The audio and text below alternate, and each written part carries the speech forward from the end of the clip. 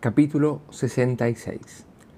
La asaltante volvió a entrar en el apartamento.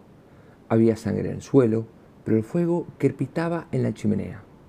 Ro estaba sentada en el sofá comiendo pizza y haciendo reír a Julia. Roger y la agente inmobiliaria protestaban por los metros cuadrados que figuraban en los planos. No porque Roger tuviera ya intención de comprar el apartamento, pero ¿qué demonios? Es importante que den la información correcta. Sara y Lennart estaban juntos en la ventana. Sara mordisqueaba un trozo de pizza y Lennart disfrutaba del disgusto dibujado en su rostro. No parecía que a ella le gustara Lennart, pero tampoco parecía que lo odiara. Él, sin embargo, parecía pensar que ella era maravillosa. Anna-Lena estaba sola, con un plato en la mano y la pizza intacta y ya fría. Fue Julia, naturalmente, quien la vio y se levantó del sofá. Se acercó a ella y le preguntó: ¿Estás bien, Anna-Lena? Ella miró a Roger. No habían intercambiado una palabra desde que el conejo salió del baño. Sí, mintió. Julia le agarró el brazo no para consolarla, sino para animarla. No sé qué crees que has hecho mal exactamente, pero el hecho de que hayas solicitado los servicios de Lennart en todas esas ocasiones, solo para que Roger se sintiera como un ganador, es de lo más loco, raro y romántico que he oído en la vida. Anna-Lena empujó un poco la pizza en el plato. Roger debería haber tenido la oportunidad de ser jefe. Yo siempre pensaba que el año siguiente sería su turno, pero los años pasan más rápido de lo que uno cree. Pasan todos a la vez. En ocasiones he pensado que cuando dos personas pasan muchos años viviendo juntas y tienen hijos, la vida es como trepar un árbol. Arriba y abajo, arriba y abajo. Uno trata de superarlo todo, de hacerlo todo bien. Trepamos sin parar y apenas tenemos tiempo de vernos mientras tanto. Es algo que quizás no entendamos mientras somos jóvenes, pero cuando tienes hijos, todo cambia en la vida. A veces sientes que ya no tienes tiempo ni de ver a las personas con las que estás casado. En primera instancia, somos padres y compañeros de equipo. Lo de ser matrimonio se vuelve secundario, pero bueno, seguimos trepando y viendo la vida de pasada. Siempre pensé que tenía que ser así, que así eran las cosas, que así era la vida. Solo teníamos que terminar algunas cosas, me decía. Y lo importante, trataba de convencerme yo, era de que los dos trepáramos en el mismo árbol. Porque así, me decía, y suena pretencioso, pero me decía que tarde o temprano iríamos a parar a la misma rama. Y entonces podríamos quedarnos allí y contemplar la vista cogidos de la mano. Eso es lo que yo pensaba que haríamos cuando nos hiciéramos mayores. Pero el tiempo pasa más rápido de lo que uno cree. A Roger nunca le tocó el turno. Julia aún le agarraba el brazo, no para animarla, sino para consolarla. Mi madre siempre dice que nunca debo pedir perdón por cómo soy, que nunca debo pedir perdón porque se me dé bien algo. Algo dudosa, Anna-Lena dio un mordisco a la pizza y dijo con la boca llena: Muy sensata tu madre. Se quedaron en silencio. Luego se oyó un estallido. Una vez, dos veces. Al cabo de unos instantes se oyeron el repiqueteo y las explosiones, tantas y tan seguidas que nadie alcanzó a contarlas. Lennart era el que más cerca se encontraba de la ventana y fue el quien gritó: ¡Miren! ¡Fuegos artificiales! Jim había enviado a comprarlos a un policía joven. Los estaban lanzando desde el puente. Lennart, Sara, Julia, Ro, Anna-Lena, Roger y la agente inmobiliaria salieron al balcón. Se quedaron allí mirando llenos de asombro. Y es que no eran unos simples petardos, desde luego. Eran fuegos de los buenos, de varios colores, de los que caen como la lluvia y todo eso. Porque daba la casualidad de que Jim también le gustaban los fuegos artificiales. La asaltante y Estelle estaban viéndolos desde la ventana de la cocina, cogidas del brazo. A Knut le habría gustado, dijo Estelle. Espero que a ti también te gusten, logró articular la gente. Muchísimo, querida mía. Me gustan muchísimo. Gracias. Siento mucho todo lo que le he hecho, dijo sollozando la gente. Estelle frunció los labios apenada. Tal vez podríamos explicárselo todo a la policía, decirles que ha sido un error. No lo creo. Pero entonces, a lo mejor podrías huir, esconderte en algún sitio. Estelle olía a vino. Le brillaban débilmente las pupilas. La asaltante iba a responder, pero comprendió que cuanto menos supiera Estelle, mejor. Así, la anciana no tendría que mentir por ella en el interrogatorio policial, de modo que le dijo: no creo que sea posible. Estelle le dio la mano. No había mucho más que pudiera hacer. Los fuegos artificiales eran preciosos. A Nut le habrían encantado. Cuando terminaron, la asaltante fue a la sala de estar. Todos los demás ya habían salido del balcón y habían entrado. La asaltante trató de indicarle discretamente a la agente inmobiliaria que quería hablar con ella aparte, pero por desgracia fue imposible, porque estaba muy ocupada discutiendo con Roger sobre qué precio debería pedirles a Julia y a Ro por el apartamento si decidían comprarlo. De acuerdo, se rindió por fin la agente inmobiliaria. Puedo bajar un poco el precio, pero solo porque tengo que poner en venta el otro apartamento dentro de 2 semanas y no quiero que compita con este. Roger, Julia y Ro ladearon las cabezas y se dieron un coscorrón. ¿Qué otro apartamento?, preguntó Roger. La agente inmobiliaria resopló irritada consigo misma por haberse ido de la lengua. El apartamento de enfrente, el que queda al otro lado del ascensor. Ni siquiera lo he puesto en venta aún en la página web, porque si vendes 2 apartamentos en el mismo edificio a la misma vez, significa que pagarán menos por los 2. Eso lo sabe todo agente inmobiliario. El otro apartamento es igual que este, solo que el vestidor es más pequeño, pero por alguna razón la cobertura del celular es allí mucho mejor, que es hoy en día ridículamente importante para todo el mundo. La pareja que vive ahí se va a separar. Tuvieron una discusión tremenda en mi oficina. Han dejado el apartamento sin muebles y lo único que queda es un exprimidor. Y comprendo muy bien que ninguno de los dos lo quisiera, porque tiene un color espantoso.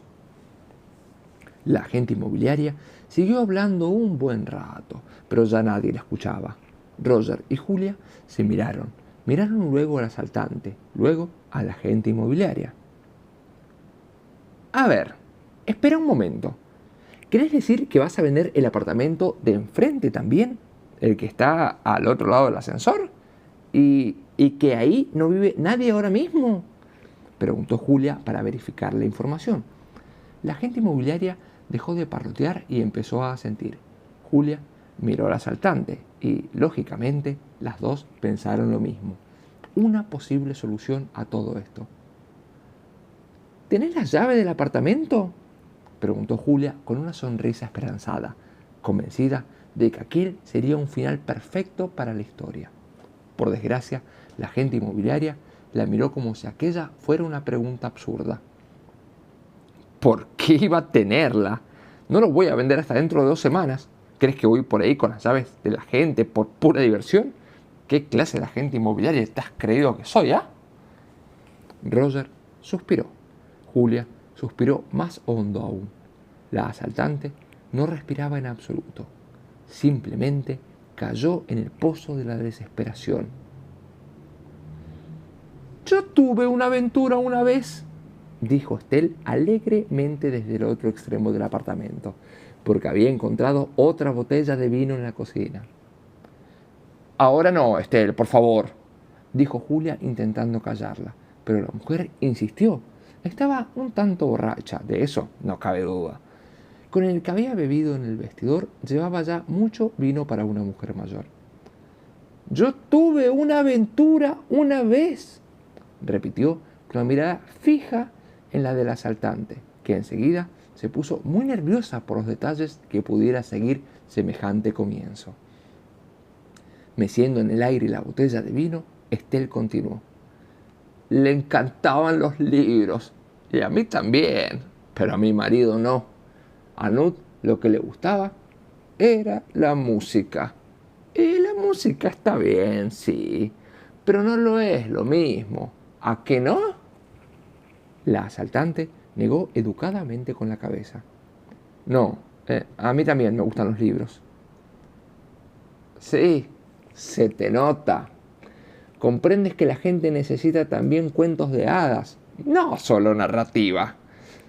Tú me has caído bien desde el primer momento, que lo sepas. Te has buscado un lío con lo de la pistola y todo eso. Pero, ¿qué nos ha buscado un lío alguna vez? Todas las personas interesantes han comido alguna tontería en algún momento. Yo, por ejemplo, tuve una aventura a espaldas de Knut con un hombre al que le gustaban los libros tanto como a mí. Y ahora, cada vez que leo algo, me acuerdo de los dos, porque aquel hombre me dio una llave y yo nunca le conté a Knut que siempre la conservé. Por favor, Estel, tenemos que... dijo Julia en otro intento, pero Estel no hacía caso. Pasó la mano por la estantería del apartamento. Una de las últimas veces que se encontró con el vecino en el ascensor, él le dio un volumen muy grueso que había escrito un hombre y había subrayado una frase que aparecía hacia la mitad del libro. Dormimos hasta que nos enamoramos. Estel le dio a su vez otro libro, escrito por una mujer, o sea, que no había necesitado cientos de páginas para expresarse. De hecho, ya al principio del libro, Estel había subrayado: el amor es que yo quiera que tú existas. Sus dedos empezaron a deslizarse por los libros de la estantería, como si estuviera soñando, no como si buscara alguno en particular. Un libro cayó del centro de una fila, no como si los hubiera hecho a propósito, sino como si los dedos se hubieran detenido en el lomo sin querer. El libro cayó al suelo, abierto por la mitad. La llave que salió de él rebotó suavemente en las páginas y cayó sobre el parqué con un tintineo. Estel quedó sin resuello, con el pecho henchido de embriaguez. Quizá le resonó la voz algo vacilante, pero tenía la mirada clara como el cristal al decir: cuando Knut enfermó, pusimos el apartamento a nombre de nuestra hija. Pensé que tal vez quisiera mudarse aquí con los niños, pero fue una idea muy tonta, claro. Ellos no querían vivir aquí. Tienen su vida, su hogar. Así que, desde entonces, aquí solo he vivido yo y como ven, esto es demasiado grande para mí. No es un apartamento para una persona sola. Así que al final mi hija dijo que deberíamos venderlo y comprar para mí algo más pequeño, algo que fuera más fácil de mantener, dijo.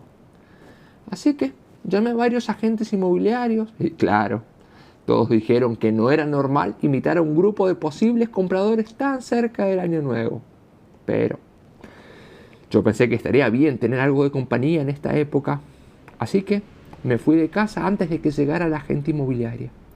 Y volví cuando empezó la visita de los compradores y me hice pasar por una compradora más, porque no quería venderlo sin saber a quién.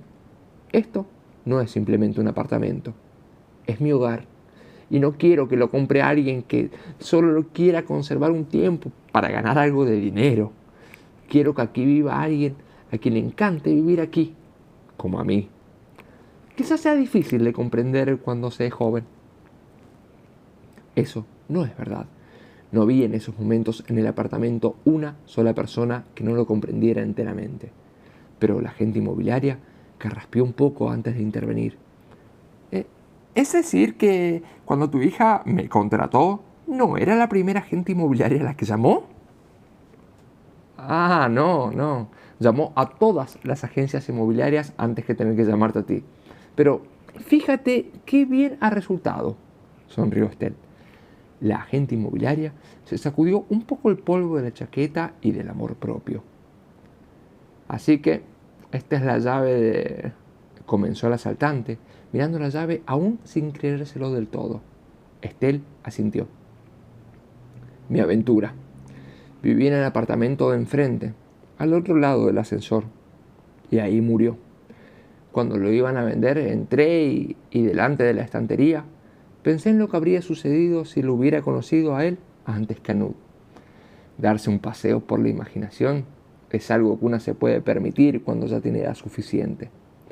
Compró el apartamento una pareja joven. No cambiaron la cerradura. Julia soltó una tosecilla. Estaba un tanto sorprendida. ¿Cómo? Perdona, Estelle, pero ¿tú cómo lo sabes? Estelle sonrió avergonzada. De vez en cuando nunca he abierto la puerta, por supuesto. No soy una delincuente, pero a veces he ido a comprobar si la llave aún funciona. Y sí, por cierto, que no me sorprende oír que vayan a separarse, porque los oía discutir con frecuencia cuando me metía a fumar en el vestidor. Ahí se oye todo. Y una ha oído de todo. Hasta los estocolmenses quedarían impresionados, te lo aseguro. La asaltante devolvió el libro a su sitio en la estantería. Apretó fuertemente la llave en la mano. Dirigiéndose a todos los presentes, dijo: No sé qué decir. Pues no digas nada. Escóndete en el otro apartamento hasta que se haya pasado todo. Luego te vas a tu casa con tus hijas. La llave rodaba en la palma de la mano del asaltante cuando ésta abrió el puño. No podía dejar de juguetear con ella. No tengo casa a la que ir. No puedo pagar el alquiler. Y tampoco puedo pedirles que mientan por mí cuando hablen con la policía. Preguntarán quién soy y si saben dónde me he escondido. Y no quiero que mientan por mí. Pues claro que mentiremos por ti, aseguró Ro. No te preocupes por nosotros, dijo Julia. Lo cierto es que no tenemos por qué mentir, dijo Roger. Bastará con que nos hagamos los tontos, todos y cada uno de nosotros. Bueno, en ese caso no hay problema, porque eso no les resultará muy difícil, dijo Sara. Y por una vez no tenía intención de ofender, aunque lo pareciera. Anna-Lena asintió pensativa, mirando al asaltante. Roger tiene razón. Solo tenemos que hacernos los tontos. Podemos decir que nunca te quitaste el pasamontaña y no podremos darle una descripción. La asaltante trató de protestar, pero ellos no la dejaron. Y entonces se oyeron los golpecitos en la puerta. Roger se dirigió al vestíbulo, miró por la mirilla y vio a Jim esperando afuera. Y fue entonces cuando Roger cayó en la cuenta de cuál era el verdadero problema. ¡Mierda! La policía está en el rellano. ¿Cómo vas a pasar al otro apartamento sin que te vean? En eso no habíamos pensado, exclamó Roger. Quizá podamos distraerlos, propuso Julia. Yo puedo rociarle lima en los ojos, intervino Ro. A lo mejor basta con que nos pongamos a charlar con él, dijo Estelle esperanzada. O tal vez podríamos salir en tromba todos a la vez. Así se quedará desconcertado, pensó Anna-Lena en voz alta. Desnudos. La gente siempre se queda desconcertada cuando te ve desnudo, señaló Lennart en calidad de experto. Sara estaba a su lado y seguramente él esperaba que ella dijera que era un idiota redómado, pero lo que dijo fue: quizás podríamos sobornarlos, al policía, digo. A la mayoría de los hombres se los puede comprar. Lógicamente, Lennart observó que habría podido decir a la mayoría de las personas. No tenía que decir hombres, pero pensó que pese a todo era un gesto muy bonito por su parte esforzarse por ser parte del grupo. La asaltante estuvo un buen rato delante de ellos con la llave en la mano, a punto de contarles la verdad sobre Jim, pero se reprimió y dijo pensativa: No. Si les cuento cómo pienso escaparme, los obligo a mentir a la policía en los interrogatorios. Pero si salen ahora mismo y bajan las escaleras, pueden decir la verdad, que cuando cerraron la puerta yo seguía aquí dentro y no saben a dónde fui. Todos tenían cara de querer protestar, todos salvo Sara, pero asintieron al fin, incluida Sara. Estelle cubrió con plástico la pizza que había sobrado y la guardó en el refrigerador. Escribió su número de teléfono en un papel y se lo metió al asaltante en el bolsillo, al tiempo que le susurraba: «Mándame un mensaje de texto cuando estés a salvo, si no, me quedaré preocupada». La asaltante le prometió que lo haría. Luego, todos los rehenes salieron del apartamento. Roger iba al último. Cerró la puerta cuidadosamente al salir para que se cerrara el pestillo. Finalmente, bajaron las escaleras, salieron a la calle, se acomodaron en los coches policiales que los aguardaban y que los llevaron a la comisaría para ser interrogados. Jim estuvo solo unos minutos en el rellano, mientras esperaba a que Jack subiera por las escaleras. «¿Está el sujeto ahí dentro, papá? ¿Estás totalmente seguro?», preguntó Jack. «Al 100%, dijo Jim. «Bien, el mediador lo llamará por teléfono enseguida y tratará de conseguir que salga voluntariamente. De lo contrario, derribaremos la puerta». Jim asintió. Jack miró a su alrededor, se agachó junto al ascensor y recogió una nota del suelo. «¿Qué es esto?». «Parece un dibujo», dijo Jim. Jack se lo guardó en el bolsillo, miró el reloj. El mediador ya estaba haciendo la llamada. Estaba en una de las cajas de pizza. La que lo encontró fue Ro. Tenía bastante hambre, así que se limitó a pensar lo raro que era que hubiera un teléfono en la pizza, pero lo dejó en una mesita y decidió ponerse a comer antes de dedicarle más tiempo al asunto. Para cuando terminó de comer, se había olvidado el teléfono simplemente. Pasaban tantas cosas todo el tiempo, fuegos artificiales y demás. Tal vez haya que conocer a Ro para comprender esa dispersión suya. O quizá baste con saber que, después de haberse comido la pizza, fue abriendo todas las cajas para comerse los bordes que los demás habían dejado. Entonces Roger se dirigió a ella y le dijo que no tenía que preocuparse por nada, que ahora estaba segura de que sería una buena madre, porque solo los progenitores se comen los bordes de la pizza de ese modo. Para Ro significó tanto oír aquello que rompió a llorar. Así es que el teléfono seguía en la mesita de 3 patas que había junto al sofá, inestable como una araña sobre un cubito de hielo.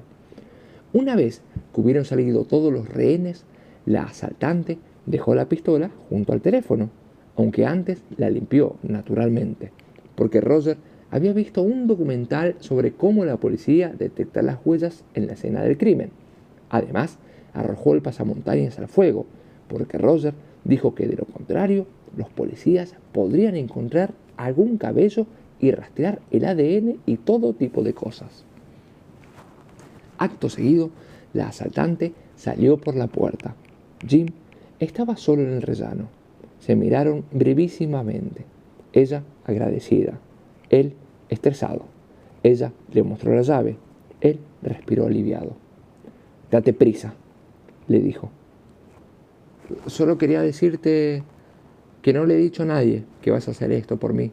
No quiero que ninguno de ellos tenga que mentir por mí en los interrogatorios», aseguró. «Bien», respondió él. Parpadeando, ella trató en vano de eliminar las lágrimas de los ojos, porque sabía que, pese a todo, estaba obligando a una persona a que mintiera por ella, quizá más de lo que hubiera mentido jamás. Pero Jim no le permitió que se disculpara. La dirigió al otro lado del rellano, por delante del ascensor, y le susurró: «Suerte». Ella entró en el apartamento de enfrente y cerró la puerta con llave. Jim se quedó solo un rato en el rellano. Tuvo tiempo de pensar en su mujer, con la esperanza de que estuviera orgullosa de él, o al menos de que no estuviera muy enfadada. Jack llegó corriendo escalera arriba. Luego el mediador hizo la llamada y la pistola cayó al suelo. Capítulo 67. En la comisaría, Jim le ha contado a Jack la verdad, toda la verdad. Jack quiere estar enfadado, desearía de verdad tener tiempo para ello, pero como es un buen hijo, decide dedicarse a idear un plan. Después de dejar ir a los testigos por la puerta trasera, se dirige a la entrada principal.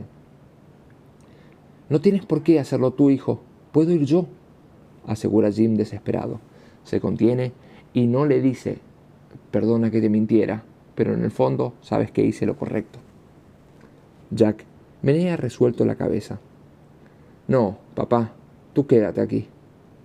Se contiene y no le dice, ya que has causado bastantes problemas. Luego se dirige a la escalera de la fachada delantera del edificio, saluda a los periodistas y les cuenta todo aquello que necesitan oír. Que Jack era el responsable de aquella actuación policial y que han perdido al sujeto, que nadie sabe dónde se encuentra ahora. Algunos periodistas le gritan enseguida preguntas acusadoras sobre la incompetencia de la policía. Otros se limitan a sonreír y a ir anotando, dispuestos a sacrificarlo dentro de unas horas en sus columnas y sus blogs.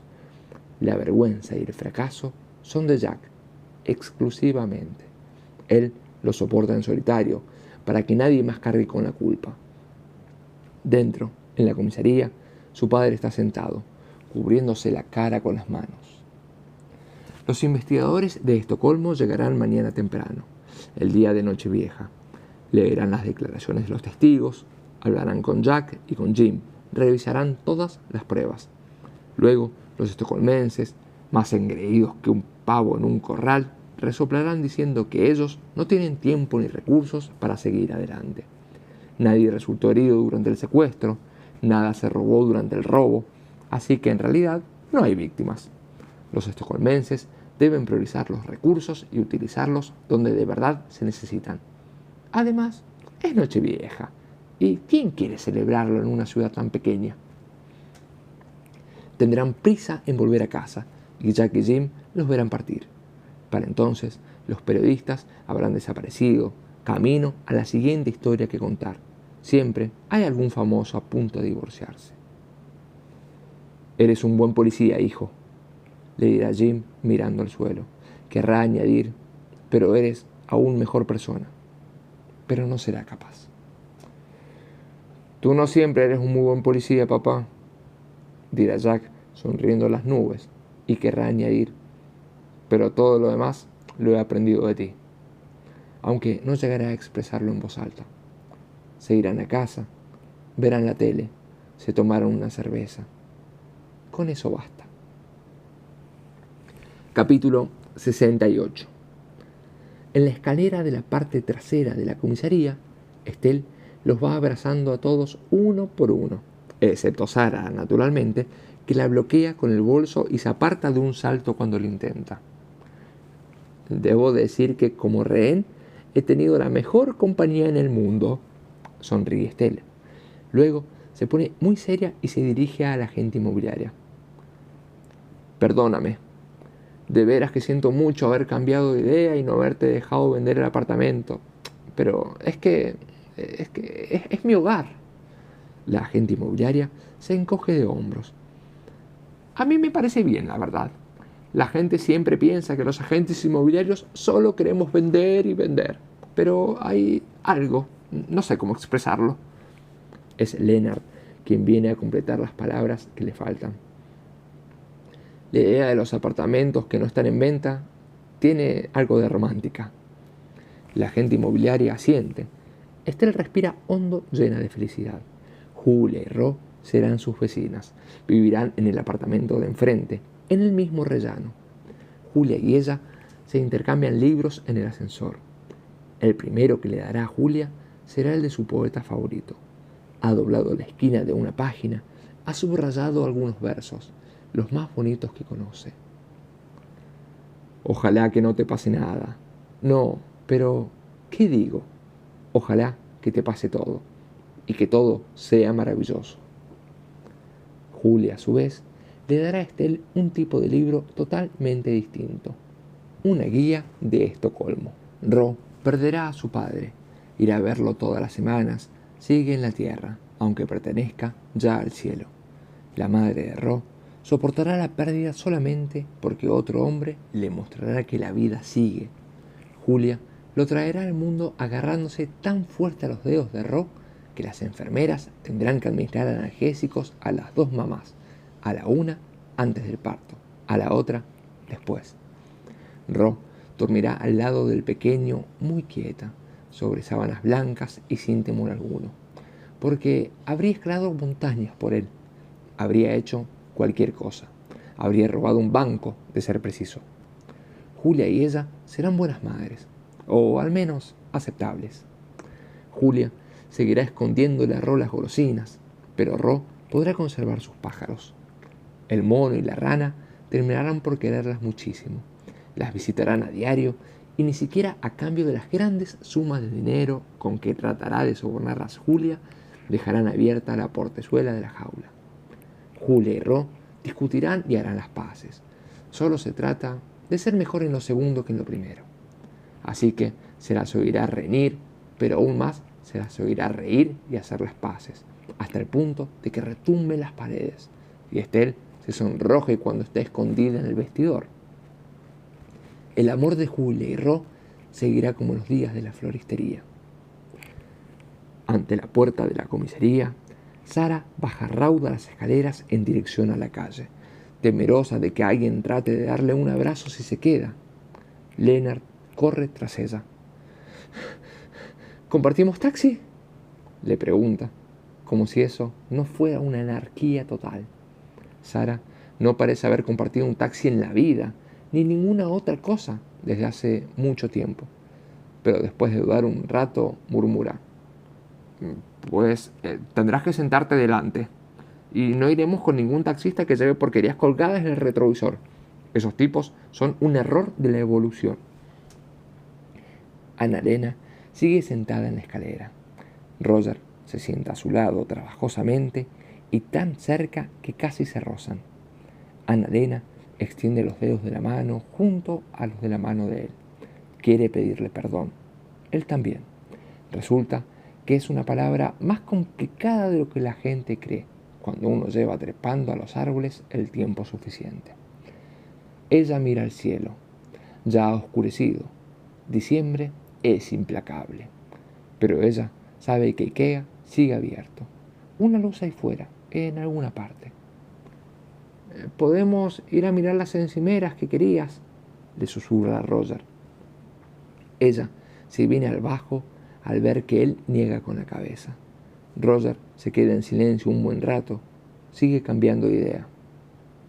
«Pues yo pensaba que podríamos hacer otra cosa», dice en un susurro. ¿A qué te refieres? Ir al cine, quizás, si tú quieres.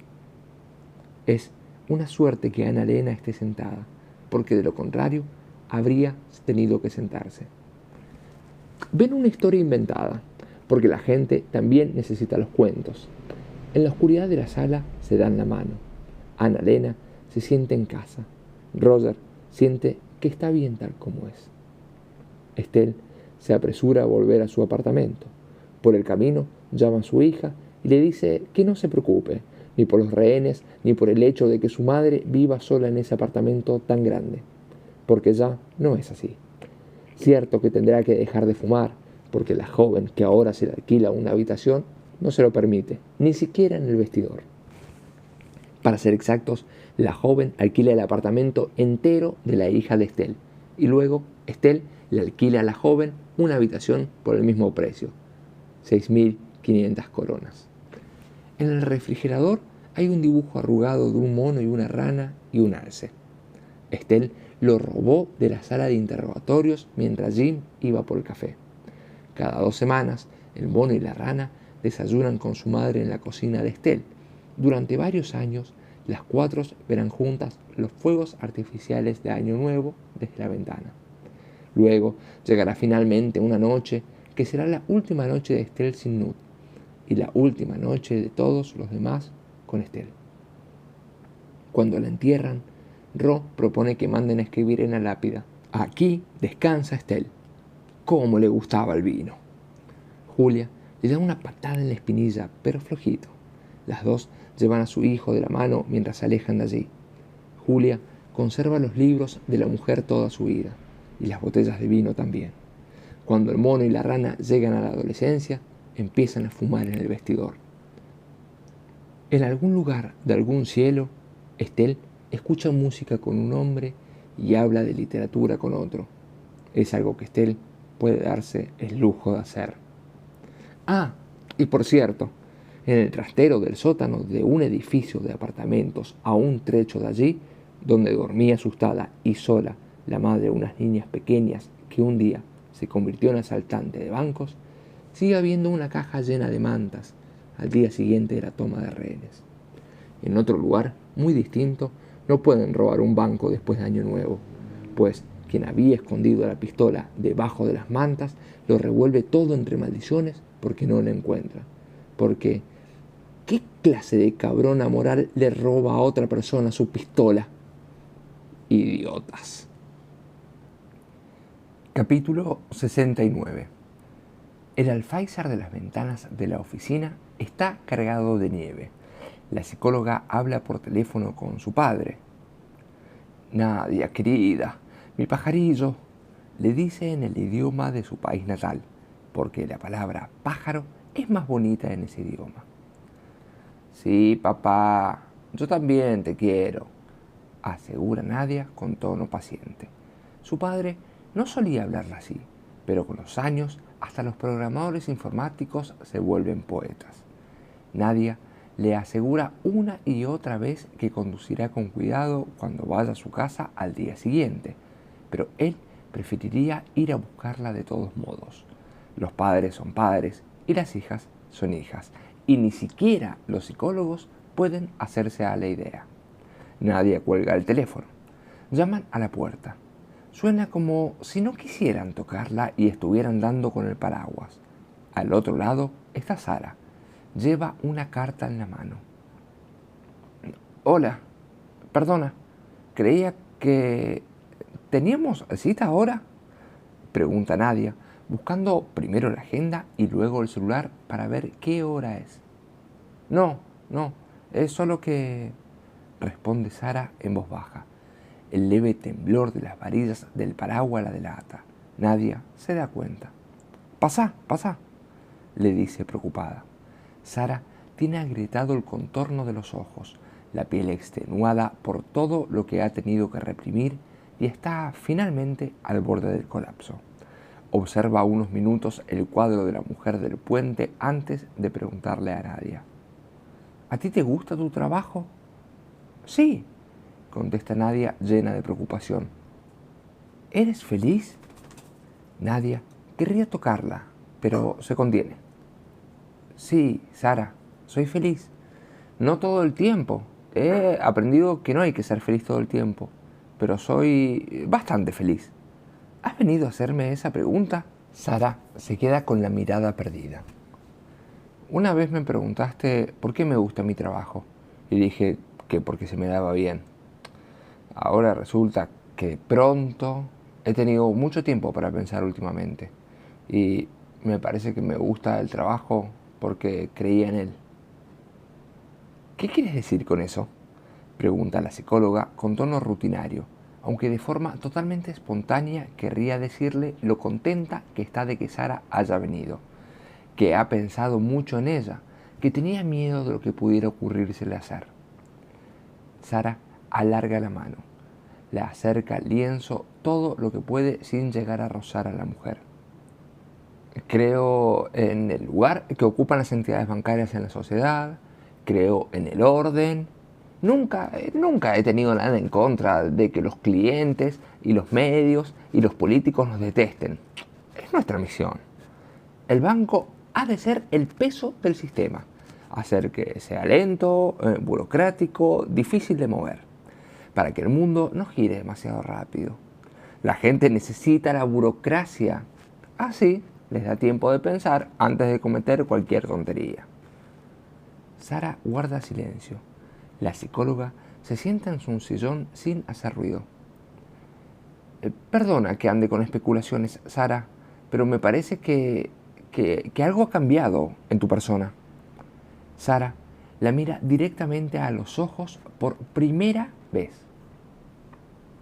El mercado inmobiliario se hundirá otra vez. Seguramente, no sea mañana, pero sucederá. Lo sabemos. Aún así, prestamos dinero. Cuando la gente lo pierde todo, decimos que era su responsabilidad, que son las reglas del juego, que fue culpa suya por ser tan avariciosos. Pero no es verdad. La mayoría no son avariciosos, solo son, como dijiste cuando hablamos del cuadro, Simplemente buscan algo a lo que aferrarse, algo por lo que luchar. Quieren un sitio donde vivir, donde educar a sus hijos, donde vivir sus vidas.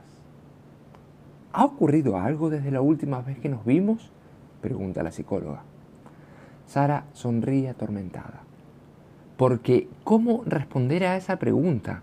Así que al final responde a una pregunta que nadie ha formulado. Todo es más fácil, Nadia. Los bancos han perdido peso.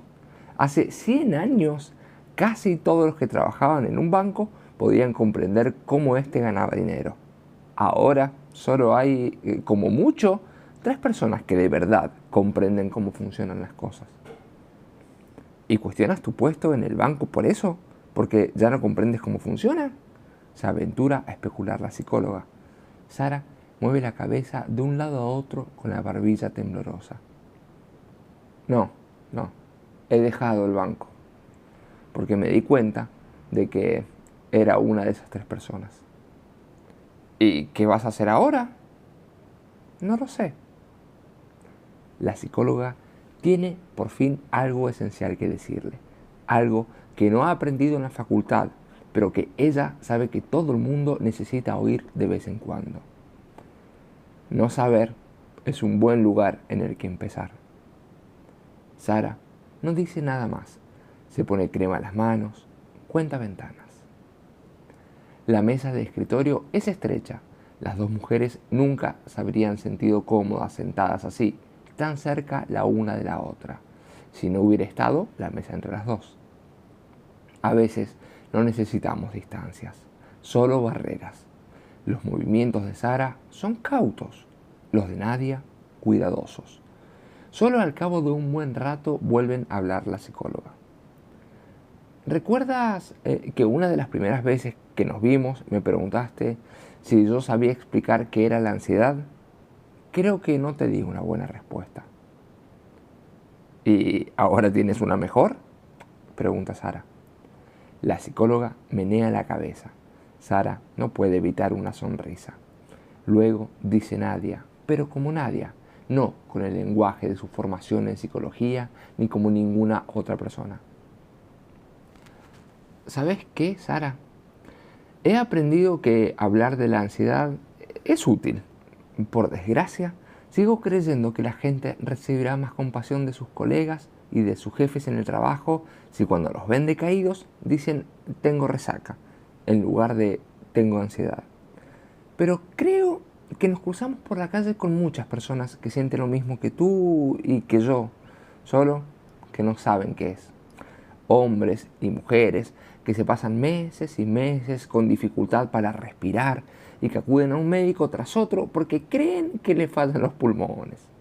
Solo porque es terriblemente difícil reconocer que lo que no funciona es otra cosa, que es un dolor en el alma, pesos plomizos e invisibles en la sangre, una prisión indescriptible en el pecho. El cerebro nos miente, dice que nos morimos, pero a los pulmones no les pasa nada, Sara. Tú y yo no vamos a morir. Las palabras flotan entre las 2, bailan invisible ante sus ojos, hasta que las atrapa el silencio. No vamos a morir, no vamos a morir. Tú y yo no vamos a morir. Todavía, observa Sara entonces, y la psicóloga suelta una carcajada. ¿Sabes qué, Sara? A lo mejor podrías trabajar escribiendo los mensajes de las galletitas de la suerte, le dice sonriente. El único mensaje que alguien que come galletas debe encontrar es por esto mismo es que has engordado, responde Sara. También ella se echa a reír, pero el temblor de la punta de la nariz la delata. Su mirada huye primero por la ventana hasta que da un rodeo hacia las manos de Nadia, luego hacia el cuello, luego hacia la barbilla, sin llegar del todo a los ojos, pero casi. Sigue luego el silencio más largo que ha habido hasta ahora entre las 2. Sara cierra los ojos con fuerza, aprieta los labios, la piel de las orejas se relaja por fin. El pánico se concentra en delicadas gotas de sudor y va descendiendo hacia el borde de la mesa. Suelta el sobre muy despacio. La psicóloga lo alcanza dudosa. Sara quiere susurrarle que fue por esa carta por lo que vino la primera vez, cuando habían pasado exactamente 10 años desde aquel hombre se arrojó desde el puente. Que necesita que alguien la lea ahora en voz alta lo que él escribió. Y luego, cuando se le haya incendiado el pecho, que le impida saltar a ella también.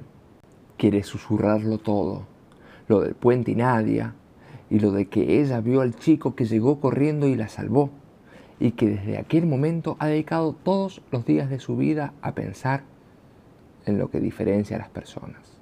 Pero lo único que consigue decir es: Nadia, tú, yo. Nadia querría rodear con sus brazos a la mujer mayor que tiene enfrente, abrazarla fuerte, pero no se atreve. Así que, antes de que Sara abra los ojos, la psicóloga mete con cuidado el meñique por la solapa del sobre y lo abre. Y saca una nota escrita a mano 10 años atrás. Solo contiene 4 palabras. Capítulo 70. El puente está cubierto de hielo. Brilla bajo unas últimas y valerosas estrellas mientras el alba se abre camino por el horizonte. La ciudad entera respira profundamente a su alrededor, aún durmiente. Todos están envueltos en edredones de plumas y sueños y pececillos que pertenecen a corazones sin los cuales los nuestros no pueden latir. Sara se encuentra junto a la barandilla del puente. Se inclina, mira por el borde. Lo cierto es que por un instante casi parece que va a saltar. Pero si alguien la hubiera visto, si hubiera conocido su historia, todo lo que ha ocurrido en los últimos días, entonces le habría parecido lógico que no tuviera intención de hacer tal cosa. Nadie pasa por todo aquello solo para terminar de ese modo. Ella no es de las que saltan. Y después lo suelta. La caída es más alta de lo que uno imagina. Incluso después de haber visto la distancia desde arriba, se tarda más tiempo del que uno cree en alcanzar la superficie. Un leve rasgueo, el viento que atrapa el papel, el aleteo al crujir que se oye cuando la carta se diluye en el agua. Las yemas de los dedos que han sostenido el sobre 10.000 veces desde que lo recogieron de la alfombra de la entrada, abandonan su lucha y dejan que la carta vuele hacia su eternidad. El hombre que la envió hace 10 años escribió en ella cuanto él creía que necesitaba saber. Fue lo último que aquel hombre le contó a alguien. Solo contiene 4 palabras, nada más. Las 4 palabras más breves y grandes que una persona, que cualquier persona en el mundo pueda decir la otra. No fue culpa tuya. Cuando la carta alcanza el agua, Sara ya se ha alejado camino al otro extremo del puente. Allí, un coche esperándola. Dentro está Lennart. Sus miradas se cruzan cuando ella abre la puerta.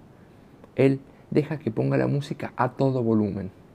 Sara piensa hacer todo lo posible, todo, por cansarse de él. Capítulo 71.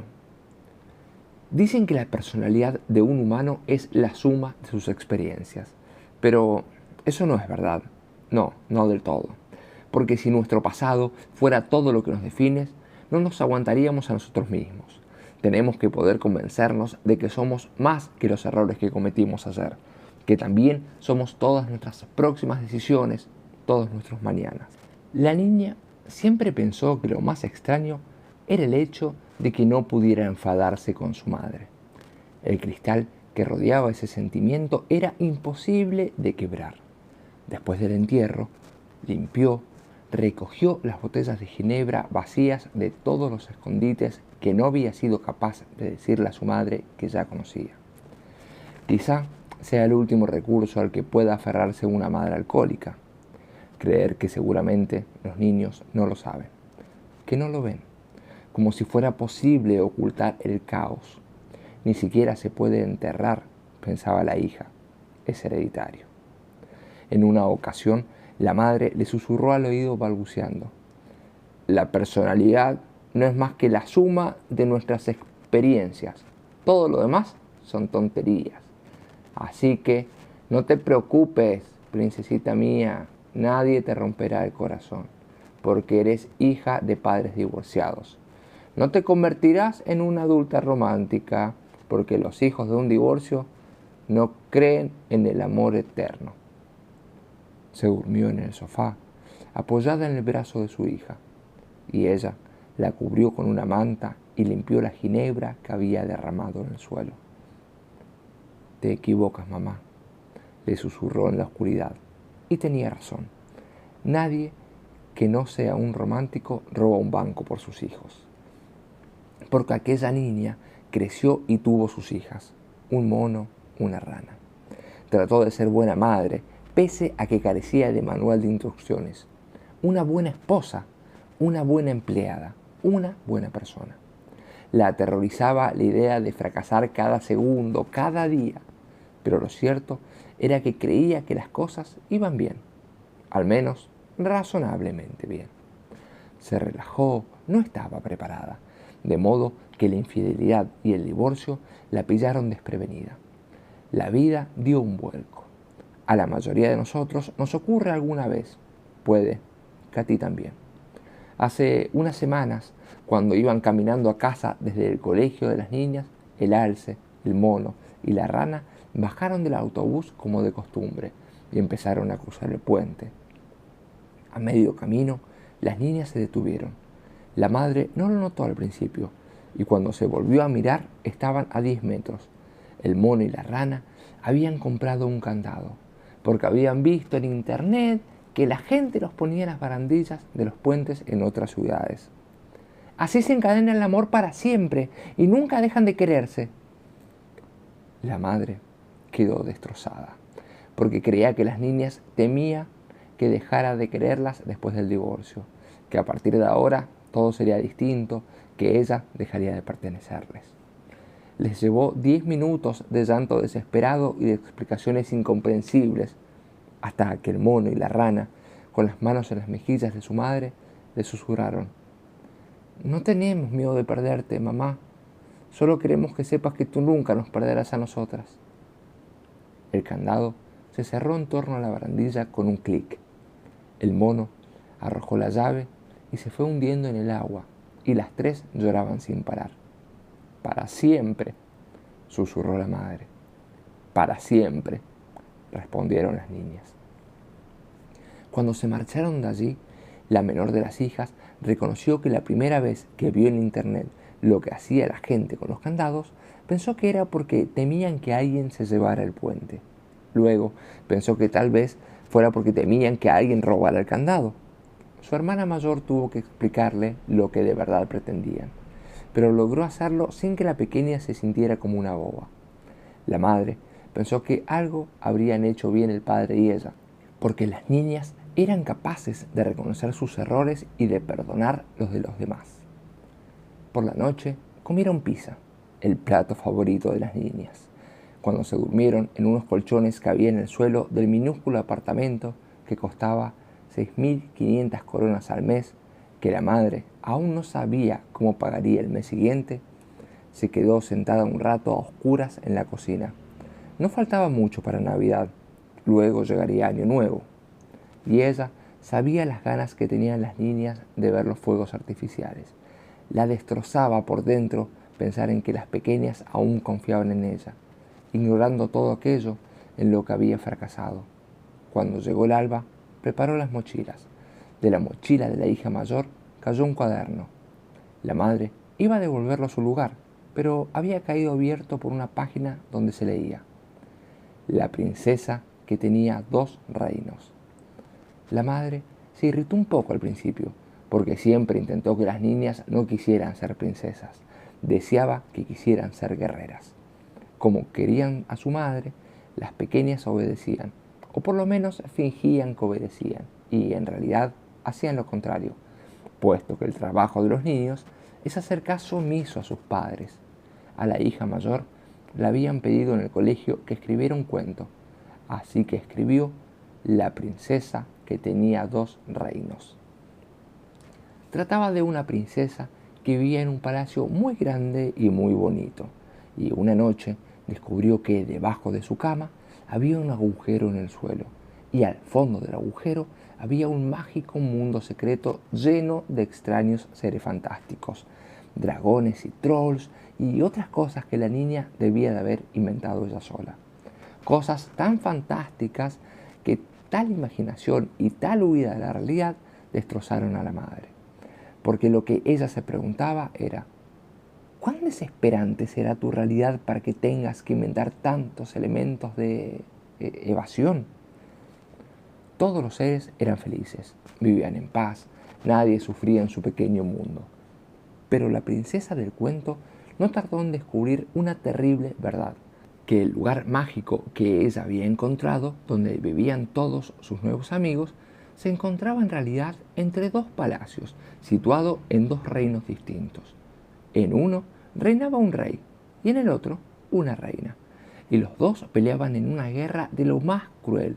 Enviaban sus ejércitos a combatir y se disparaban con unas armas terribles, pero los muros de los dos reinos eran demasiado altos y gruesos para ceder, y al final la niña comprendió que la guerra no destruía a ninguno de los dos, sino que aniquilaría todo lo que existiera entre ellos.